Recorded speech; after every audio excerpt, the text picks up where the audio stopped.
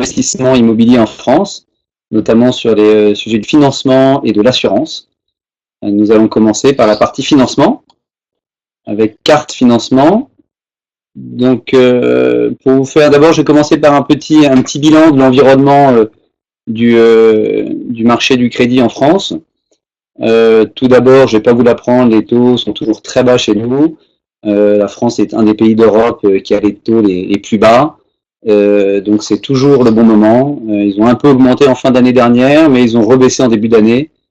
À ça s'ajoute une hausse des prêts, de la durée des prêts qui s'allonge continuellement tous les ans, plus de 60%. Donc vous voyez, des prêts immobiliers sont accordés sur plus de 20 ans. Donc 2017 a été une année exceptionnelle, hein. C'était l'année de tous les records, 970 000 acquisitions immobilières dans l'ancien. Et puis sur ce marché-là, on s'attarde essentiellement sur le marché parisien, c'est vrai, qui est un marché sur lequel on a beaucoup travaillé, en tout cas chez Carte Financement, puisque c'est la destination phare. Aujourd'hui, on pourrait dire que les prix sont un peu en surchauffe. On a dépassé largement les 9 000 € du mètre carré à Paris. On a 9 330 € du mètre carré. Avant de rentrer dans le vif du sujet, je voulais vous rappeler quelque chose d'assez important, le contexte bancaire, c'est-à-dire dans quel contexte vous allez faire un crédit immobilier avec votre banquier. Il faut savoir une chose, c'est que quand vous allez demander un crédit immobilier à votre banquier va bien sûr répondre à cette demande, mais aura pour objectif de vous proposer d'autres produits, puisque le crédit immobilier en France est avant tout un produit d'appel. C'est très différent des autres pays du monde, ou notamment les pays anglo-saxons, où le crédit est un produit margé sur lequel les banques font du chiffre d'affaires et du résultat. En France, on vend du crédit pour nouer une relation commerciale et proposer d'autres produits bancaires. Ensuite, il faut, dans votre cas, dans le cas des non-résidents, il y a quelques points très importants. On est confronté notamment à de fortes contraintes fiscales. Alors, notamment, je pense à FATCA, on vous l'a ignoré, mais qui ne vous regarde pas, c'est pour les Américains, mais éventuellement aussi quelques pays qui ont une problématique de contrôle d'échange. Voilà, c'est surtout les pays du Maghreb, les pays d'Amérique latine, les pays d'Asie, et puis certains pays qui sont sur liste noire, qui sont les pays non coopératifs, où là, ça devient très compliqué, voire impossible. Ensuite, un autre point sur lequel on voulait insister, ce sont les pratiques bancaires de nos clients. Faites attention, quand vous allez emprunter, les banquiers vont être très vigilants sur votre pratique bancaire. C'est-à-dire ils vont analyser dans les moindres détails vos comptes en banque. Parfois même, certainement vous demanderont même 1 an de compte bancaire. Alors la tradition c'est 3 mois, mais certaines banques remontent à 1 an. Ensuite, dernier point qui est important aussi à soulever, c'est les sociétés de courtage donc se développent fortement ces dernières années. Carte Financement a pris le pari d'aller davantage vers des niches ou des sujets très très spécialisés, notamment au sujet du non-résident. Les banques aujourd'hui vraiment ont l'intention d'utiliser de plus en plus les courtiers pour les aider à monter les dossiers, à analyser les dossiers et à gagner beaucoup plus de temps. Donc n'hésitez pas à passer par des courtiers justement pour profiter de notre expérience et puis pour profiter du volume. On est des grossistes, hein, donc on produit un volume aujourd'hui conséquent. Le groupe Carte Financement appartient au groupe Artemis qui a financé près de 2 milliards d'euros en 2017. Donc on faut profiter d'offres vraiment compétitives et préférentielles. Aujourd'hui, on est capable de vous accompagner essentiellement sur 4 types de crédits immobiliers. D'abord, pour la résidence principale, quand vous rentrez en France, la résidence secondaire, quand vous venez régulièrement dans un endroit qui vous est cher et vous voulez acheter votre résidence secondaire, l'investissement locatif, une forte demande, quasiment je crois 70% de la demande l'année dernière chez nous, donc c'est quelque chose, c'est l'investissement le plus fréquent. Le rachat de prêt, là je mets un petit bémol, il faut vraiment que ça ait du sens, c'est-à-dire en dessous de 150 ou 200 000 euros et une durée de moins de 12 ou 15 ans, ça a très peu de sens. Vous allez très peu gagner et le banquier va vraiment freiner parce que très peu d'intérêt pour lui de racheter des petits crédits avec des durées très courtes sur lesquelles finalement vous allez gagner quelques dizaines d'euros. Ensuite, ce qu'on appelle chez nous le crédit patrimonial, Carte Financement vous accompagne aussi sur des sujets un peu atypiques. Alors notamment, on finance des rachats de soult dans le cadre de succession, de donation, dans le cadre d'indivision qui se séparent, dans le cadre de divorce. Voilà, ou même on peut vous accompagner si vous souhaitez acheter un bien immobilier à l'étranger, vous avez de l'immobilier en France, on peut essayer de vous accompagner pour acheter votre immobilier en France, à l'étranger, pardon. Le point, donc le process d'acquisition d'un bien immobilier, il est très important à retenir parce que c'est long, c'est très long. Ça prend en général, on compte au moins 3 mois. Et n'hésitez pas à nous contacter avant, c'est-à-dire avant de vous lancer, avant de signer votre compromis, même 1 mois ou 3 mois avant, quand vous êtes dans votre recherche d'un bien immobilier, n'hésitez pas à nous contacter pour valider le plan de financement, pour être sûr que vous pouvez vous lancer dans ce projet-là. Alors bien entendu, il y a des conditions suspensives de financement. Maintenant, c'est dommage de vous perdre du temps, puis de faire perdre du temps aux vendeurs. Donc validons ça ensemble, et puis vous serez comme ça mieux préparé pour l'acquisition de votre bien immobilier. Donc on va tourner un petit peu tout le cycle rapidement. Une fois que vous avez trouvé le bien, vous faites une offre, vous signez un compromis. Ce compromis, vous avez 14 jours pour en sortir sans aucune condition. C'est-à-dire vous avez un délai de rétractation de 14 jours qui vous permet de sortir quand vous voulez, sans aucune raison. Voilà, c'est important. Si vous avez fait une erreur, si finalement vous vous rendez compte qu'il y a un promoteur dans le coin qui est en train de construire une tour ou quelque chose comme ça, vous pouvez vous retirer. Et puis ensuite, vous êtes lancé vraiment là dans le process et vous avez traditionnellement après 45 jours pour trouver votre crédit, si vous avez utilisé la condition suspensive, je vous recommande de le faire. La condition suspensive minimum, c'est 30 jours. L'usage, on va dire que c'est 45 jours. Nous, pour les non-résidents, on vous recommande 60 jours.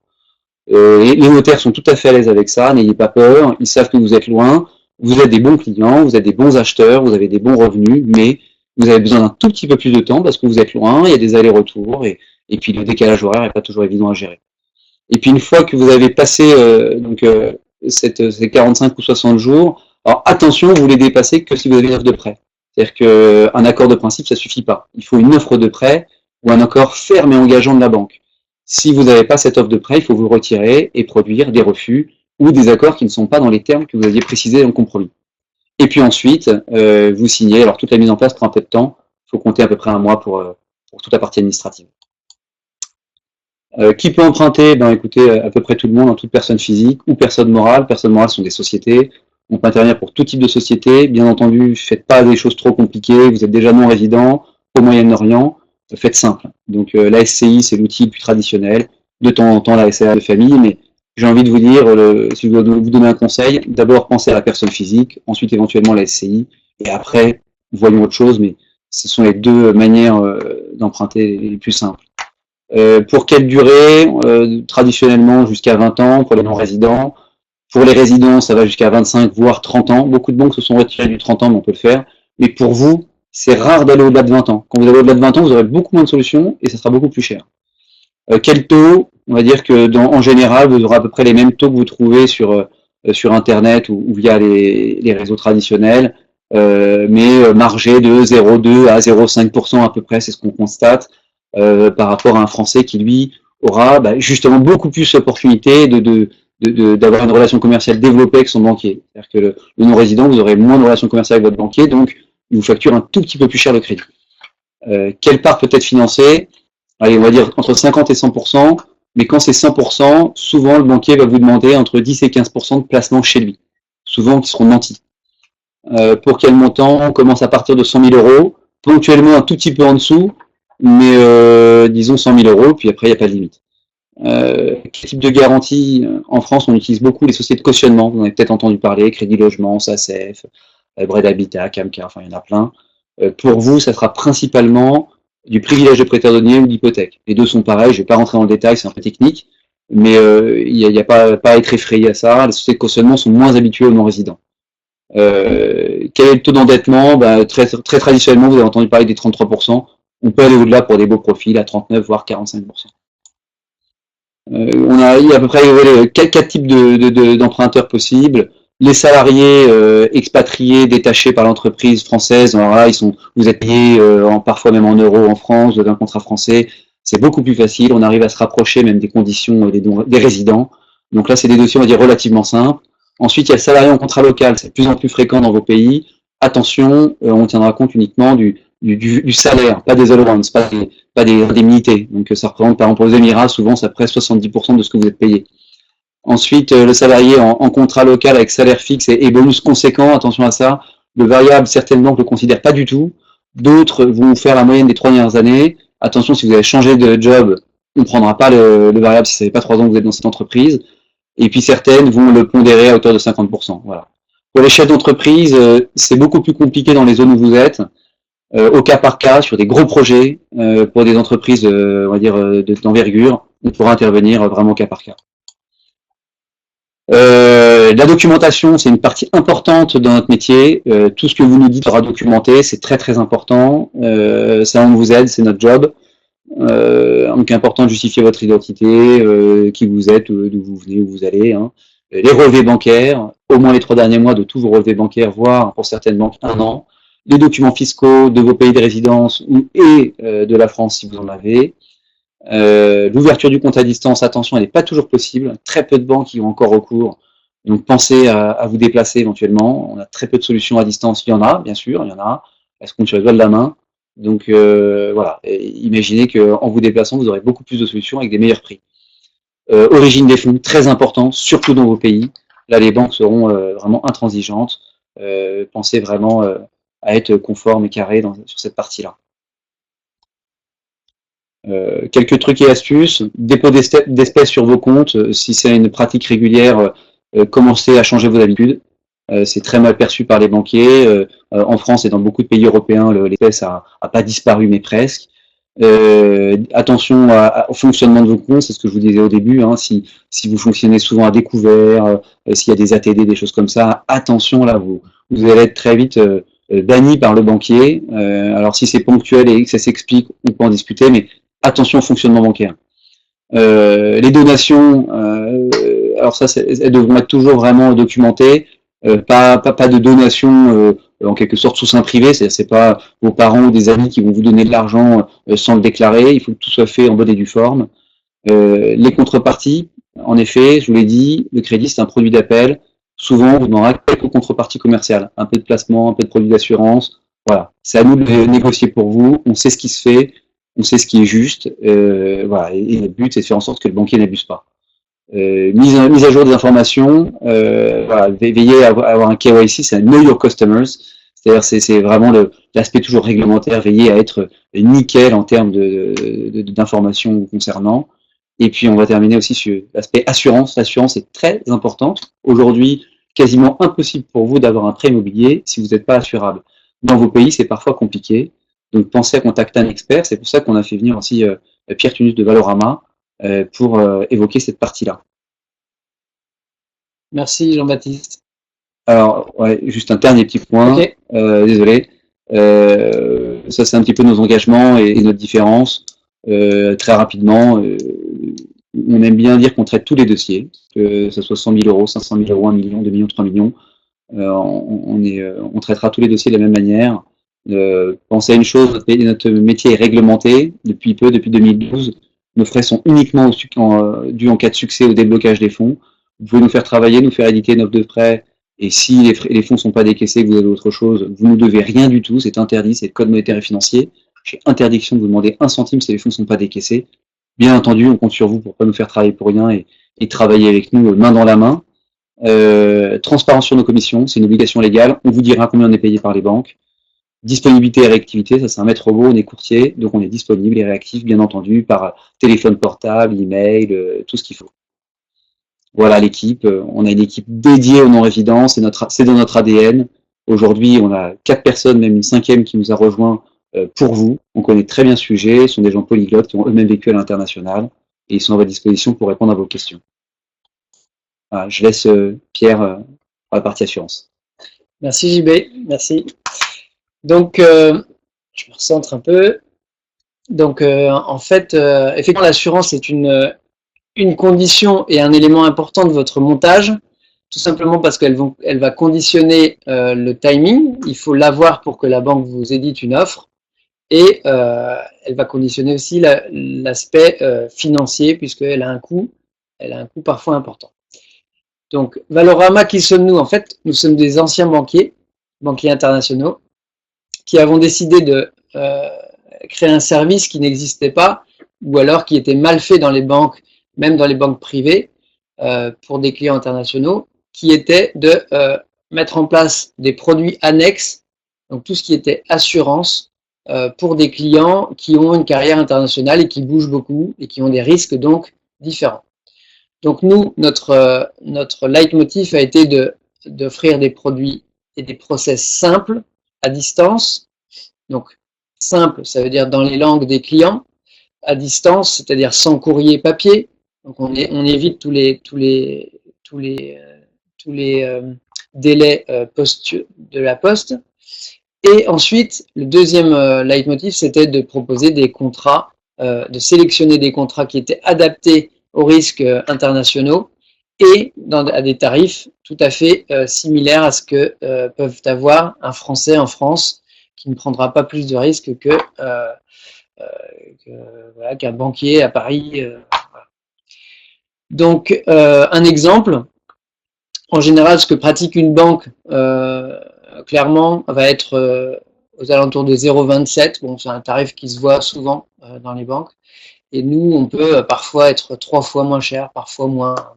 Là, c'est pour quelqu'un de 32 ans. On va être 3 fois moins cher, même un peu plus. Donc, le gain, il est proportionnel à votre prêt. D'ailleurs, plus le prêt sera gros et plus même on aura des gains d'échelle. Donc, 8 000 € pour un prêt de 200 000 € sur 20 ans. Et je l'ai précisé, je crois, au début. Je te coupe, Pierre. Ouais. On répondra aux questions à la fin. Donc, continue. Ah oui, les questions. Ouais, posez. Et on y répond juste après je les lis là, j'en prends note et puis on vous répond peut-être pas à tous, mais on vous répondra un petit peu à la fin. Donc ensuite, pour vous expliquer en fait rapidement pourquoi notre service a une vraie valeur ajoutée et pourquoi il est important d'y penser pour vous, quand vous montez votre prêt. En fait, si vous regardez la case en bleu foncé, votre dossier non résident, il présente des critères qui sont tout à fait atypiques par rapport à un Français en France. Vous faites des voyages spécifiques. Vos dossiers sont souvent urgents parce que, comme l'a dit Jean-Baptiste tout à l'heure, les délais sont un peu plus longs que pour un dossier normal. Donc, l'assurance, qui est le dernier maillon de la chaîne, va avoir une urgence particulière lorsqu'il est temps de faire ses examens ou bien d'avoir le contrat. Il y a des urgences et tout le monde s'exaspère un peu. C'est pour ça qu'on est là. C'est pour aller beaucoup plus vite que les process classiques. Les dossiers internationaux sont souvent, pour nous, sont tous VIP, mais c'est vrai qu'on a des montages qui sont un peu plus délicats. Et puis, nous, on s'est rapproché de centres médicaux à l'étranger pour que tout puisse se faire dans les centres, que ce soit au Qatar, que ce soit à Dubaï ou autre. Il n'y a pas de problème. En langue française ou anglaise, c'est ce qui se fait le plus souvent. Donc, si vous passez par les canaux classiques, c'est simple. Les délais sont multipliés par rapport à un dossier français et je ne vous le conseille pas. C'est pas du tout adapté à vous, ni en termes de couverture, ni en termes de process qui sont pas adaptés à votre distance ni à votre profil. Donc, tout se fait donc à distance, délai immédiat. Donc, quand on a une demande complémentaire, on vous la retransmet tout de suite.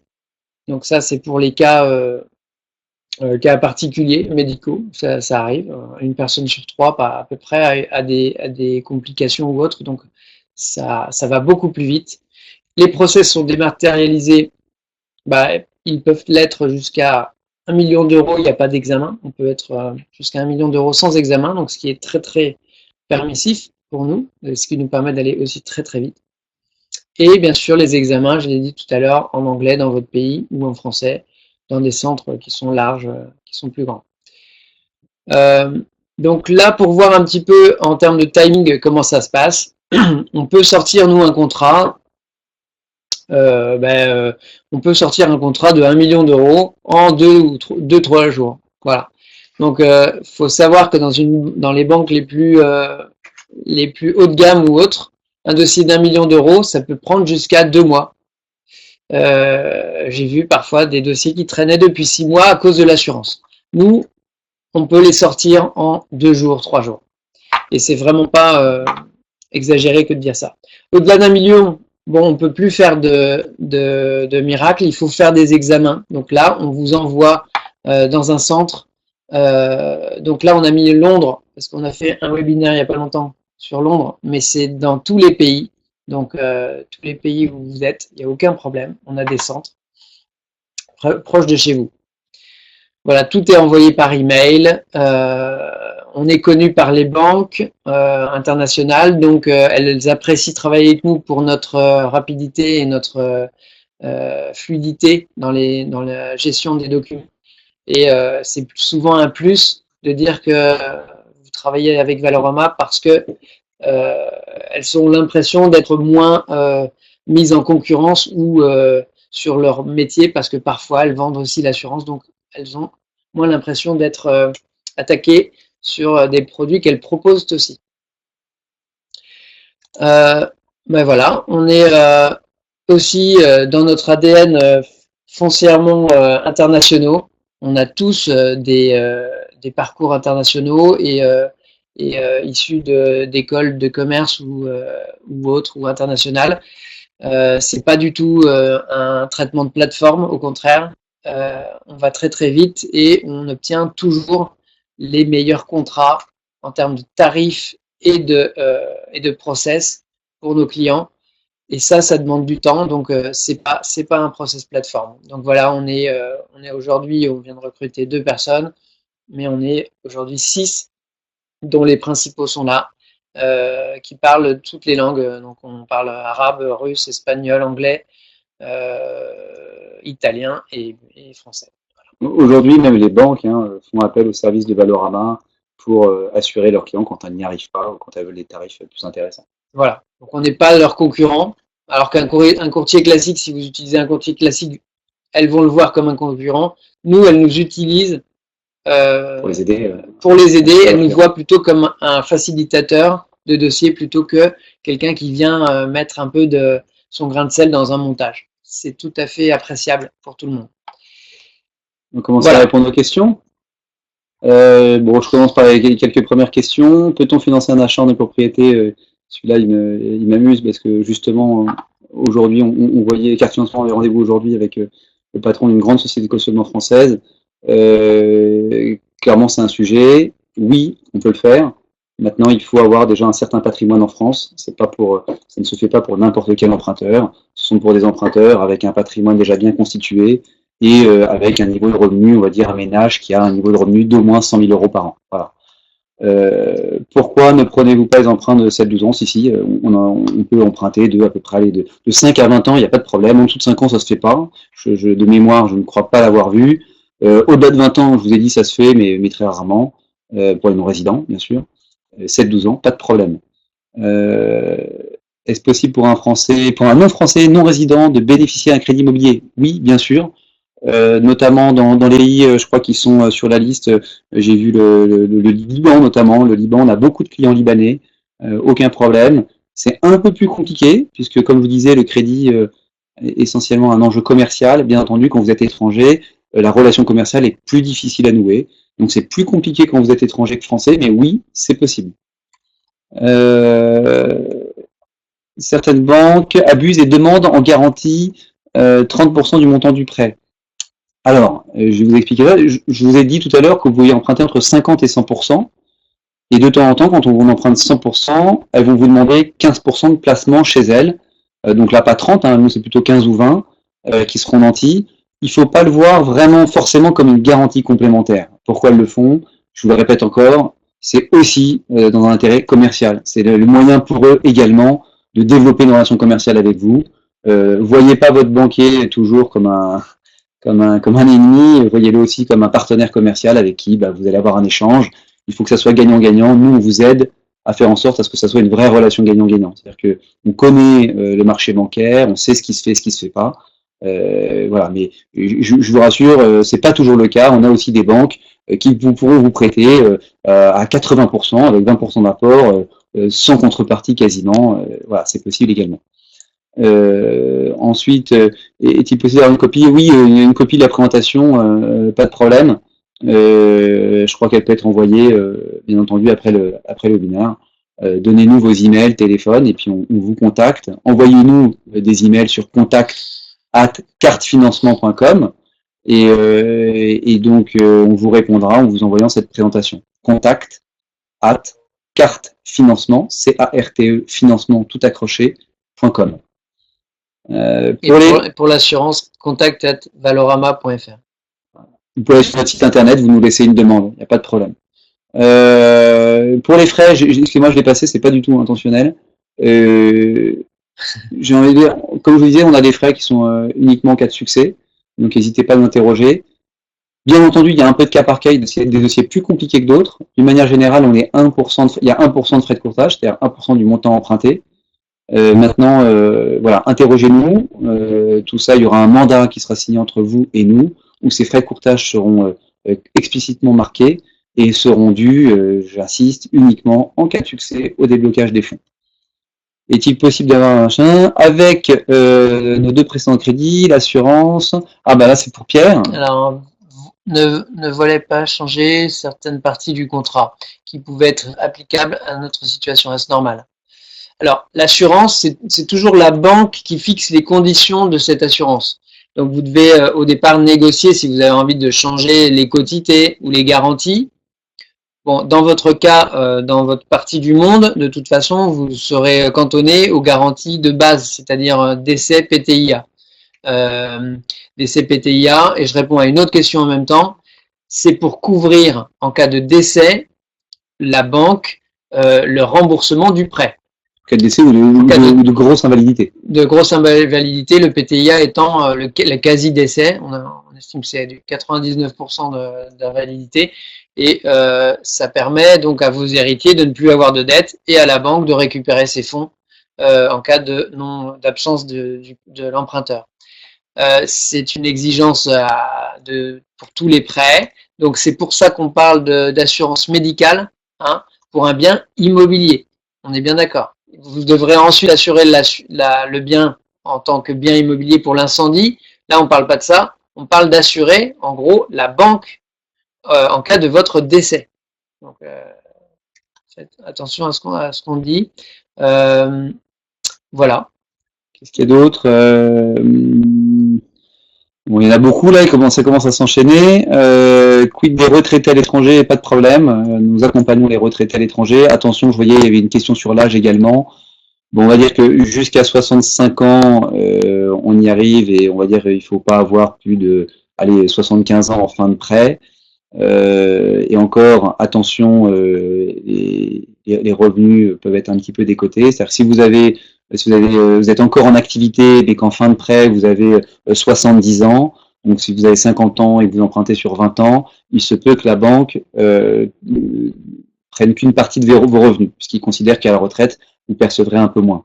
Donc on va dire que emprunter jusqu'à 65-70 ans, ça se fait sans trop de problèmes.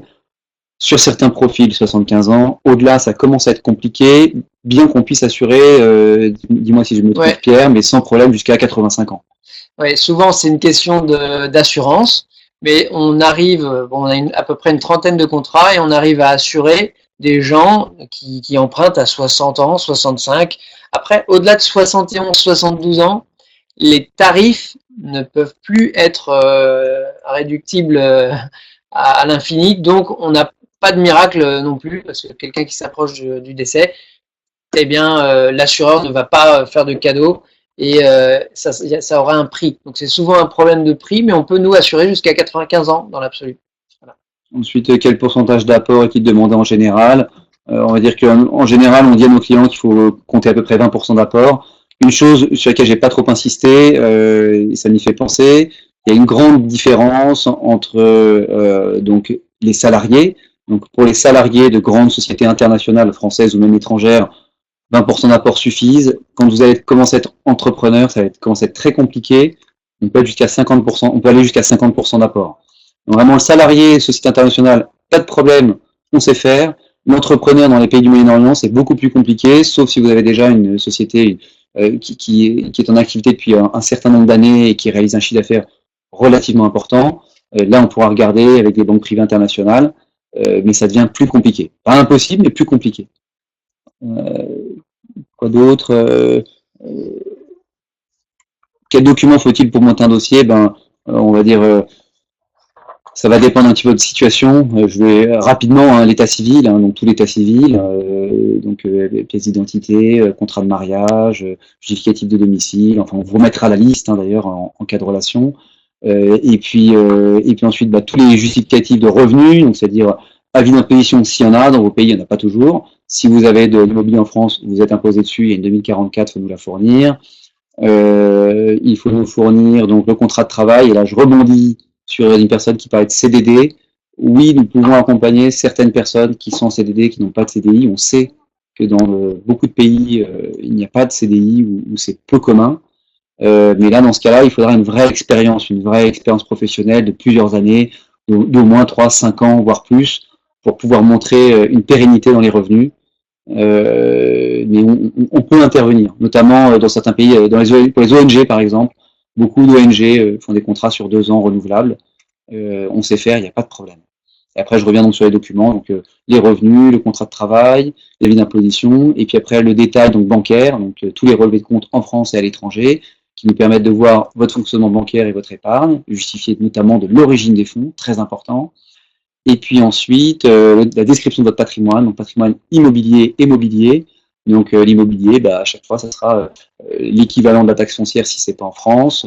Ce sera voilà, justifier en fait chaque chose que vous possédez en quelque sorte dans votre patrimoine devrait être documenté. On vous facilite la tâche au maximum, mais c'est vrai que c'est une partie un petit peu pénible des dossiers de crédit. Alors, Charlotte est en train de mettre, je vois, les contacts pour l'assurance.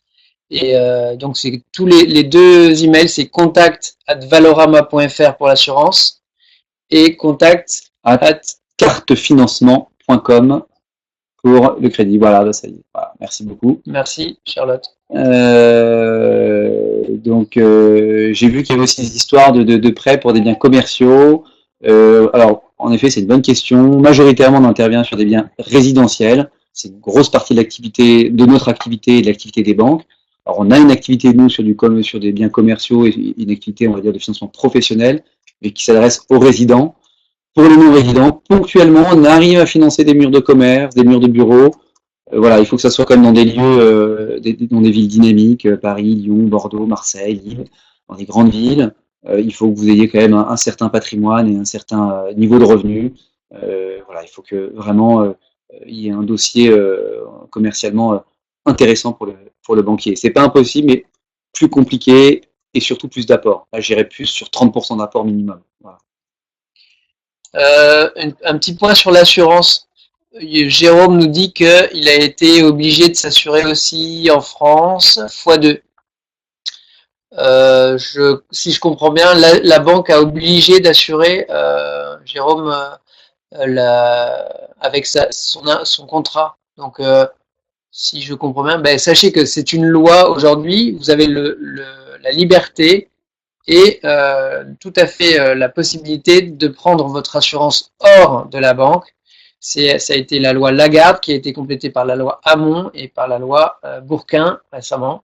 Donc tous ces dispositifs vous permettent de prendre l'assurance hors de la banque car ce sont 2 produits totalement différents, un crédit et une assurance. Donc des spécificités et des caractéristiques et des compétences différentes pour les vendre. On va parler un peu des taux. Vous me parler un peu des taux dans vos questions. Donc les taux, c'est ce que je vous disais en préambule. Vos taux, les taux que vous obtiendrez seront un petit peu majorés par rapport aux résidents.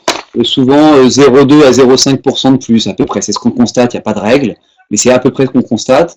Voilà, avant de venir, je vous ai fait j'ai fait un petit rappel aujourd'hui sur du non-résident, sur les très bons dossiers, les meilleurs dossiers. On sort à 1,40 sur 20 ans, 1,16 sur 15 ans.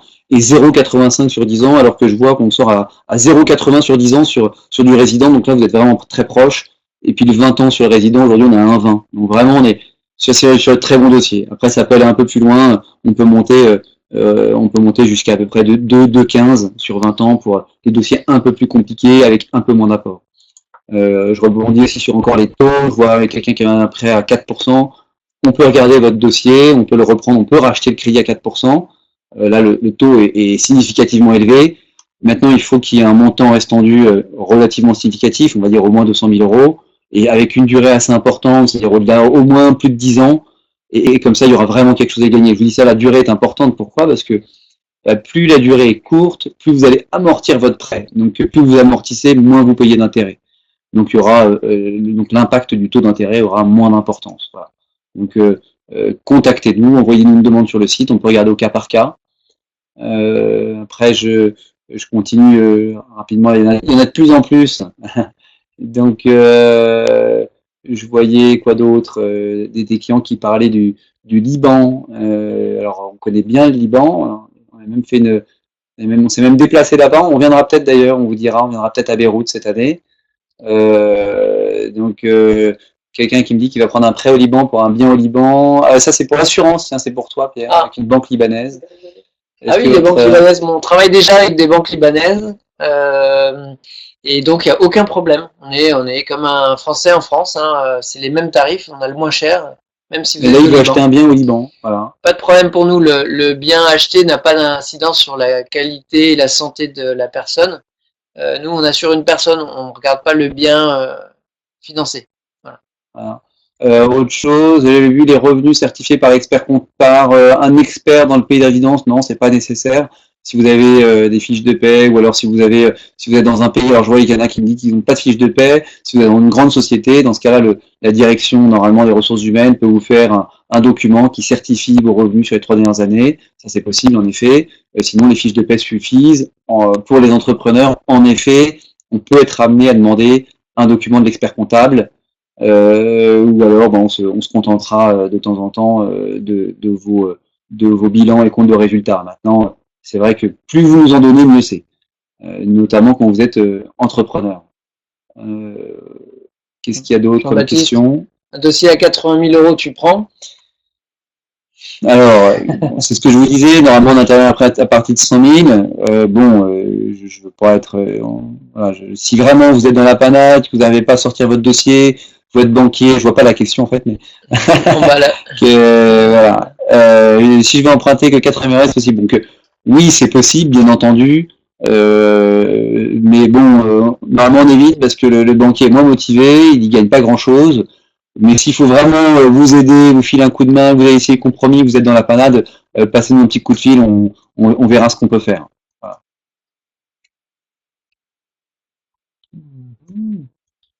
Je change de boulot, il faut combien de mois d'ancienneté pour pouvoir emprunter chez vous? Alors si vous avez changé de travail, que votre contrat de travail ne prévoit aucune condition comme en France, hein, et que vous êtes embauché de manière ferme et définitive, j'ai envie de dire, à partir du moment où j'ai 3 mois, on va dire, me suffisent largement. Maintenant, si vous êtes en période d'essai ou l'équivalent de ce qu'on a en France, ça c'est impossible. S'il y a une période d'essai quelconque, il faut absolument passer cette période d'essai.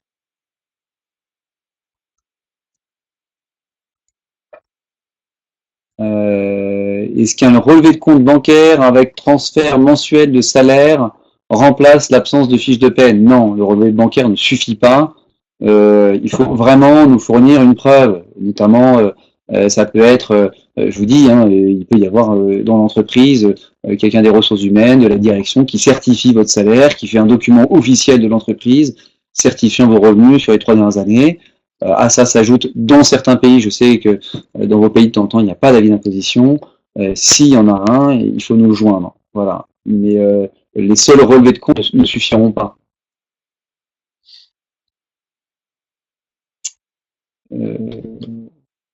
Est-ce que pour des revenus répartis entre partie fixe et partie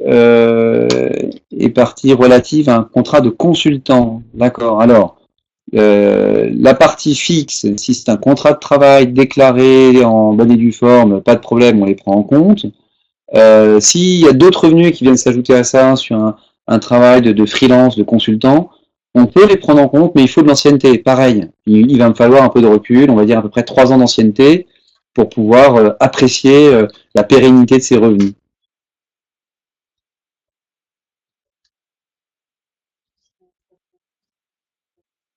Alors, il y a une question sur l'Arabie Saoudite que je ne vois pas, qu'on m'a mentionné, mais que je n'arrive pas à voir. Je regarde. Euh, Est-ce que vous traitez les dossiers des expatriés français en Arabie Saoudite dans une entreprise locale? Oui, on peut le faire dans une entreprise locale. On peut regarder. Il faut quand même que ça soit une grosse société. Mais bon, ça peut se regarder. C'est vrai que j'ai tendance à parler surtout de sociétés internationales. Et là, c'est le cas le plus favorable. Si c'est une grosse société locale, on pourra regarder, bien sûr. Pourquoi faut-il toujours bloquer une somme?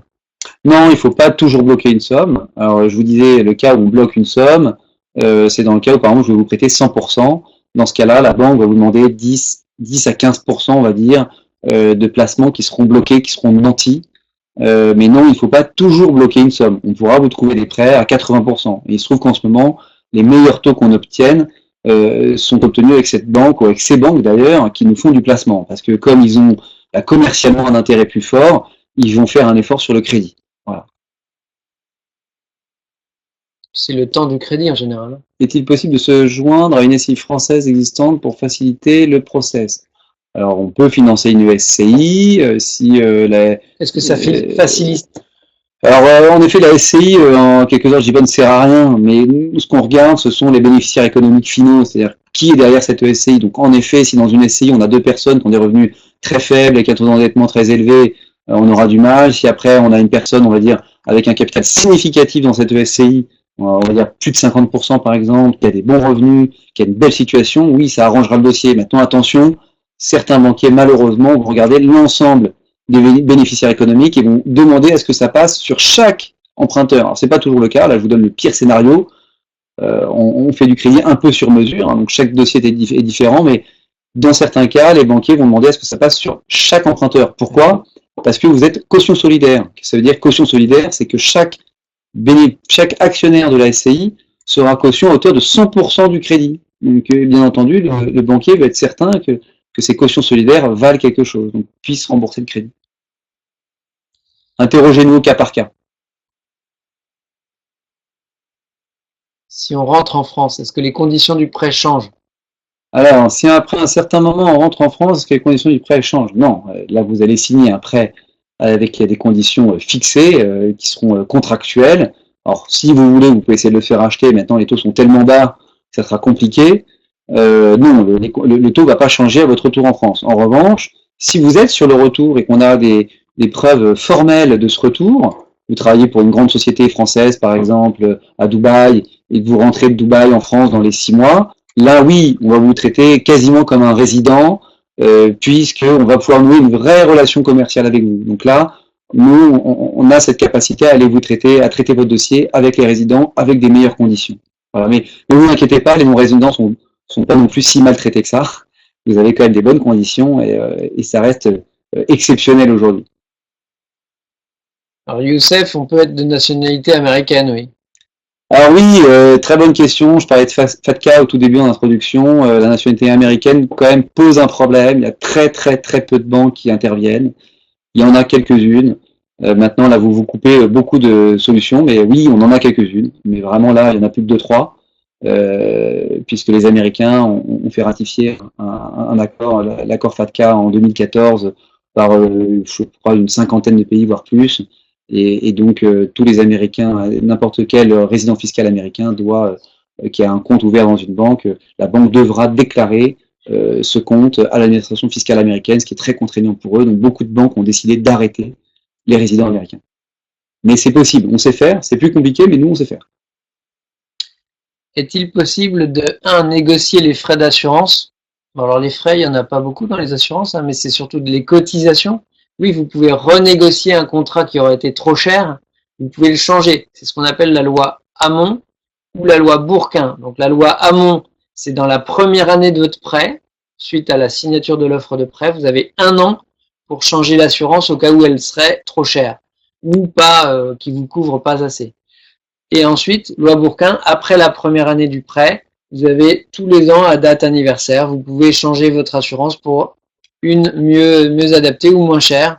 Bon, en général, nos clients ne la changent plus puisque en général, on leur donne la meilleure dès le départ et c'est là où ils sont jeunes. Donc, ils ne la changent pas après.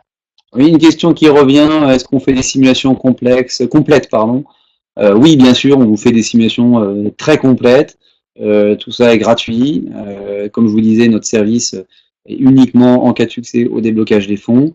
Bien entendu, l'objectif pour nous est de vous aider, de vous accompagner. Maintenant, il faut que ce soit une relation de confiance. Si on vous aide, si on vous accompagne et qu'on fait toutes ces simulations, bien entendu, c'est pour faire ce projet ensemble, main dans la main, jusqu'au bout. Donc voilà, on compte sur une confiance réciproque et mutuelle. Voilà, bien entendu, appelez-nous, on vous fait des simulations, il n'y a aucun problème, avec grand plaisir, bien entendu, même appelez-nous avant vos projets immobiliers, comme je vous le disais. N'hésitez pas à nous appeler même 3 mois avant, il n'y a pas de problème. On fera des simulations pour tous les cas, c'est-à-dire que dès que vous nous envoyez un email, on va vous envoyer certainement un questionnaire, hein, Jean-Baptiste peut-être, ou avoir une conversation téléphonique. Nous, on envoie un questionnaire. Avec le questionnaire, on vous donne un projet. C'est très simple. Nous, ça nous prend 5 minutes. N'hésitez pas à nous appeler, nous envoyer une demande sur notre site internet. Sur le site aussi. Vous pouvez, on vous appelle, ou si on est débordé dans un premier temps, on vous envoie une étude de faisabilité dans les 48 heures. C'est une feuille c'est 4 pages à compléter vraiment très très précisément. Et déjà avec cette étude de faisabilité, on peut vous faire une simulation très fiable et on vous rappellera tout de suite après. Alors, Michel Meunier, peut-on profiter d'un dépôt de garantie pour avoir un prêt in fine? Alors, je pense que je vais reprendre un tout petit peu la question. Je pense que vous voulez parler d'un placement donc financier en contrepartie d'un prêt in fine. Alors, il y a plusieurs dans le jargon bancaire. On va utiliser deux types d'appellations. Il y a le crédit lombard ou l'avance patrimoniale. C'est-à-dire, si vous avez en effet des fonds, des assurances vie, des portefeuilles, des choses comme ça. En France. En France ou dans d'autres pays d'Europe. On travaille avec d'autres pays, notamment on travaille avec le Luxembourg, avec la Suisse, avec plein d'autres pays qui sont des pays réputés pour leur banque privée. On peut faire du placement et en contrepartie, mais même en France, hein, on peut le faire, en contrepartie de ces placements, obtenir un crédit. Rapidement, très rapidement, c'est un portefeuille d'actions cotées, connues, de grandes sociétés. Souvent, on va prendre à peu près 50% de valeur d'avance, c'est-à-dire si vous avez 100 actions, par exemple L'Oréal, eh ben, on vous prêtera 50. Si vous avez, par exemple, 100 obligations EDF, on vous prêtera, par exemple, 80. L'obligation étant moins risquée, le banquier vous prêtera un peu plus. Voilà. Donc oui, c'est possible. Ça se fait souvent à taux variable, par contre, sur des durées relativement courtes. C'est une très bonne option à privilégier sur une durée courte pour pallier à un problème temporaire et après on refinance avec un crédit immobilier s'il faut. N'hésitez pas à nous contacter là-dessus. Alors moi j'ai vu passer Istanbul. Oui. Tout à l'heure je donnais des exemples avec Dubaï, avec les Émirats. Bien entendu, j'ai pas de problème avec Istanbul, j'ai pas de problème avec la Turquie. Aujourd'hui, il y a des gens qui viennent, je crois, d'Israël, d'Arabie Saoudite, du Liban, de Jordanie, du Qatar, de Bahreïn. Voilà, il y a des pays un peu plus compliqués que d'autres, notamment, c'est vrai que le Liban, Israël, l'Arabie Saoudite peuvent être compliqués, mais on sait faire. Les Émirats, Dubaï, par exemple, peut être beaucoup plus simple, mais pas de problème avec la Turquie, on sait faire. Gardez en tête que pour un salarié d'une grande société, c'est à peu près 20% d'apport. Voilà. Alors, quand je dis 20% d'apport, c'est 20% d'apport du montant du bien immobilier que vous achetez. Après, en plus de ça, il faudra quand même rajouter les frais de notaire et les frais de garantie. Donc, il faudra rajouter à peu près 8%. Voilà. Pour tous les pays un peu exotiques, parce que là, exotiques pour les banquiers, ils vont être exotiques. Pour nous, ils ne le sont pas, c'est notre commun, mais effectivement, plus ça va être exotique et plus effectivement on va avoir une valeur ajoutée. Assurer quelqu'un en Turquie pour un assureur comme AXA, c'est impossible. Donc il faut des canaux spécifiques. Même si votre banquier vous dit c'est bon, moi j'assure le monde, n'y allez pas comme ça sans voir, il faut que ce soit écrit noir sur blanc. Donc c'est pas le cas en général. Je vois, on parle de secteur oil and gas. Bon, non, on fait pas. Alors bien sûr, le secteur pétrolier, des hauts et des bas. On sait que certains pays embauchent surtout des ingénieurs, des contracteurs, donc des gens, des ingénieurs qui sont en freelance. Là, en effet, certains ont eu des périodes un petit peu vides, un peu creuses. Donc, si vous avez peu travaillé sur les 3 dernières années, ça va être compliqué. Mais si vous êtes embauché dans une société pétrolière avec un contrat de travail dans une société pétrolière, il n'y a pas de problème. Non, on a pas trop de problèmes avec les secteurs. Si, bien entendu, il y a certains secteurs à proscrire. Hein, je ne citerai pas ici, mais oui, il y a des secteurs très sensibles que tout le monde connaît. Et on va dire que les activités industrielles traditionnelles, de services ou autres, on n'a pas de problème. À ma connaissance, il n'y a pas de problème particulier par rapport au secteur. Pour l'assurance, il peut y en avoir.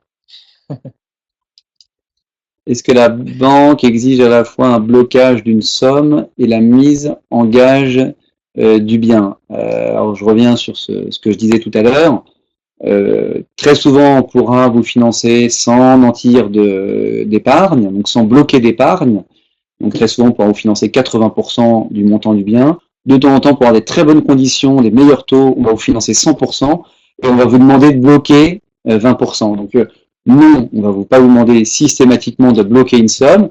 Et puis attention, je vois, en effet, c'est un gage en plus pour la banque, donc c'est un confort en termes de risque, mais elles le font pas que pour ça, elles le font essentiellement, je vous le redis, pour des raisons commerciales, parce que, bien entendu, le banquier vous fait des super conditions sur le crédit, à des taux très avantageux, et il essaye de vous proposer d'autres produits bancaires sur lesquels il arrivera à s'y retrouver un petit peu. Donc voilà, il faut que ça soit une relation bancaire gagnant-gagnant, et c'est pour ça qu'on est là, pour vous y aider. Jean-Baptiste, les banques privées, est-ce que c'est une solution pour les expatriés? Oui, ça peut être une solution en certains cas. En effet, elles sont mieux armées dans certains cas. Elles ont parfois même des bureaux, ils parlent de desk, dédiés à des régions. Donc on parle de desk Moyen-Orient de temps en temps, de desk Russie, de desk Maghreb. Alors ils ont la connaissance pays, parfois un peu plus développée, ils parlent la langue. Maintenant, pourquoi on passe souvent par eux? On passe par eux pour des gens quand même qui ont un patrimoine relativement important. Gardez en tête que ces gens-là, très souvent, commencent à trouver un client intéressant. On va dire, vous commencez à être un client banque privée à partir d'à peu près 1 million d'euros placés dans la banque. Alors bien entendu, les banques privées des grands groupes connus, type BNP, LCL, Crédit Agricole, tout ça, travaillent avec des montants bien inférieurs. Mais on va dire, pour des grandes banques privées internationales, ces banques sont des grandes banques, mais pour des banques privées internationales qui font vraiment que du private banking, dans ce cas-là, ça peut être une solution vraiment pour les entrepreneurs. Donc pour les entrepreneurs qui ont une situation atypique, compliquée, ça peut être une solution, mais attention, ils vous financeront souvent, le modèle de financement de ces banques privées, c'est qu'ils vous financent à 100% et ils vous demandent 50% de placement. Voilà. Mais ça peut être une solution. Il y a des gens qui seront parfois d'une très grande aide. Écoutez, je pense que maintenant, on va s'arrêter là. Il y a beaucoup de questions. Je suis désolé, on ne peut pas répondre à tout le monde. Je vous propose de nous contacter par email. N'hésitez pas à nous faire des demandes sur le site internet cartefinancement.com ou valorama.fr. Envoyez-nous des emails sur contact@cartefinancement.com ou contact@valorama.fr. On vous répondra très vite. Et merci pour vos messages sympas. Merci beaucoup. Merci pour votre attention. À très bientôt. À bientôt. Au revoir. Au revoir.